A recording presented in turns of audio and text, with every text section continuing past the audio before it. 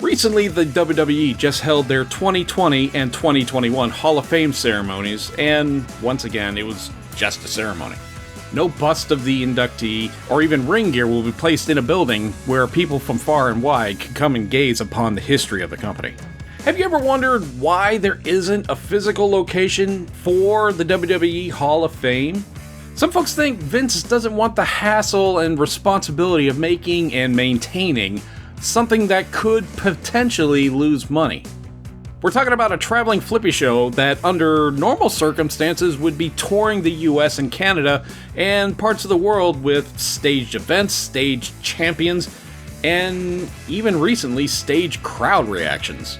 But every year they honor past workers with a greatest ever ceremony, but no place for fans to admire that past outside of the internet.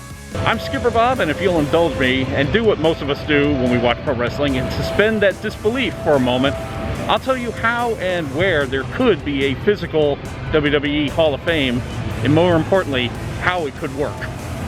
Back in 1999, the WWF wanted to expand into the themed restaurant business like Hard Rock Cafe and Planet Hollywood. They leased out the Paramount Theater in Times Square and gave what you could call a half-assed try. Go check out WrestleLlama's Whatever Happened to WWF New York video. They explain everything, including low attendance on non-pay-per-view nights, high rent costs, and food that was just meh. It was basically just a restaurant that tried to cater more to the average New Yorker and not a wrestling fan.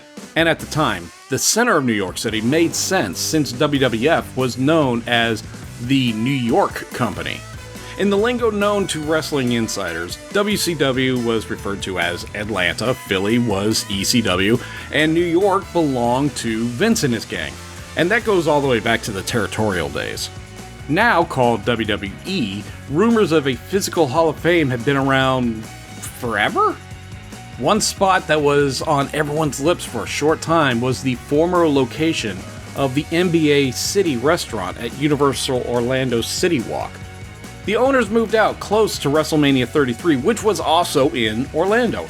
It never came to be, and now the small plot of land is home to the Toothsome Chocolate Emporium and Savory Feast Kitchen. Now, I know what you're asking, why open in Orlando, Florida, and not anywhere in the Northeast U.S.? Well, there's three major reasons why.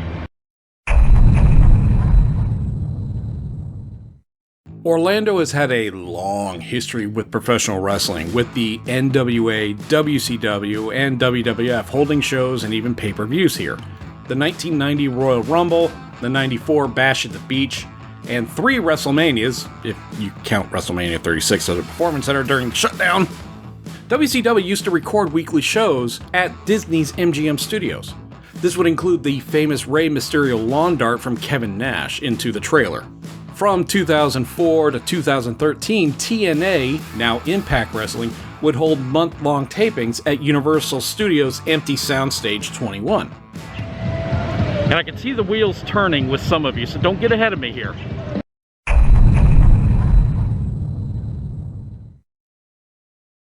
Now, why did WCW and TNA record shows in sound stages connected to theme parks? Well, you could tape an entire month of footage in one night, and it helps keep the costs low with crews and travel. It was easy to get a full crowd as foot traffic was constant year-round, as it being, a theme park, and the small venue had an intimate and lively atmosphere. A lesson WWE did learn when they opened their third brand, NXT, at Full Sail University, which brings us to the third reason. WWE now has a deeper presence in Orlando.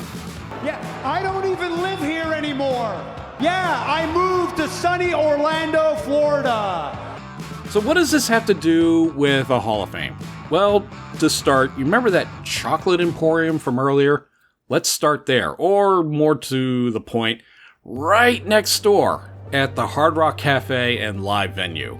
Now, this would end up being the biggest hurdle to jump for this entire proposal, and yes, I'm suggesting Hard Rock move out of its current location. I know they may not be in a hurry to sell with Hard Rock stocks in a good recovery mode after everyone in the service industry eating a turd in 2020. But I feel that location is prime for a few reasons. Starting with its facade, it wouldn't need much of refurbishment, or probably even go harder on the Roman Colosseum look, because wrestling and gladiators and such. Also currently, the Hard Rock Cafe is a dual location where it is half restaurant and the other is a 3,000 seat concert venue. With some renovation, it can easily become a 2-story museum. Knowing the current standing deals with Hard Rock and Universal, this does seem like a long shot, and it's possible that WWE has zero desire to return to a food service in any capacity ever again. Which is understandable because businesses that have had years of experience still struggle regardless of foot traffic involved. But we know of one recent deal that saw NBC Universal made with WWE to the tune of $1 billion. NBCU's streaming service Peacock now has the live broadcasting and video library rights to the WWE network in the United States. Plus, WWE has been a weekly staple at another NBCU-owned cable network, USA, for a good long while. We'll ignore the few years where they moved to TNN Network, as they were welcomed back with open arms. So do you think Comcast is going to spend that crazy amount of money just for streaming rights? There has to be other ways that they can help promote the product they're financing and a cost-effective way to use the resources you already own. So if the Hard Rock location is a no-go, what's the other option? One just opened up, which we again don't have to go very far for. Back in February of this year, the Blue Man Group has been using Soundstage 18 right behind the Hard Rock Cafe for its nightly shows for the past 14 years. It's also the location formerly used by Nickelodeon Studios, and here's the selling point. That building in between stages 18 and 19 is the former control center for those old shows. If you've ever seen the Adam the Woo video where he sneaks backstage and captures footage of a number of different areas, you'd see there are offices, green rooms, lobbies, control rooms. By the way, don't ever trespass on a theme park property. It's one reason why Adam can't go on Universal anymore.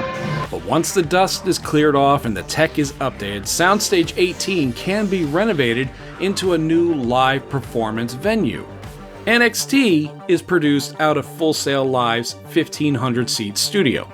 Back when TNA was in Soundstage 21, they could sit around 1,200 people, but that was using a larger floor plan for the ring, and the entrance ramps were on both sides, so you can definitely get more people in there. Depending on technical limitations, they can get around 2,000 seats for NXT 205 Live, maybe Raw once a month or so. Also, they could hold press conferences and also have a backup venue should weather prevent them from getting to one location or, God forbid, another pandemic should ever happen. Special events could also be held there, such as a post-Raw SmackDown pay-per-view talk show, and maybe once-a-year events such as the Hall of Fame ceremony? So what about the hall itself? Well, right next door, as we mentioned, is Soundstage 19, one of several sound stages on property that get used for Halloween Horror Nights, storage, or it's where secret pagan cult parties go down. I don't know. I don't work there, maybe never will after saying that. Instead of paying property taxes on a building not making money on its own, how about we put it to use and sell tickets? Wouldn't it be cool to walk around and see Kane's mask, Andre the Giant's statue, Ric Flair's robes, the history of all the belts used, ring gear, and other props used by the biggest names in pro wrestling? Set up a replica ring where fans can record their own promos to take home, hold signing sessions, and of course, the massive gift shop. So as you can see, there are some options here, some crazy and some not so outside the box. They think so.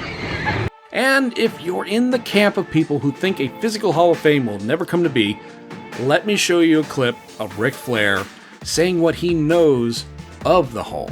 That was one of my favorite robes, and the WWE is actually in the process of building a Hall of Fame, a physical structure Hall of Fame in Orlando. It's been delayed too because of the COVID and that, but Now, Mr. Flair is really close to Triple H, who would know something about this as he's a top-level executive with the company. Did Rick overhear something and let it leak? Is this the mind of Ric Flair doing his own thing and living his gimmick? Is this a pipe dream that's as realistic as the sport itself, or do you think we'll see this in our lifetime? Let me know what you think in the comments.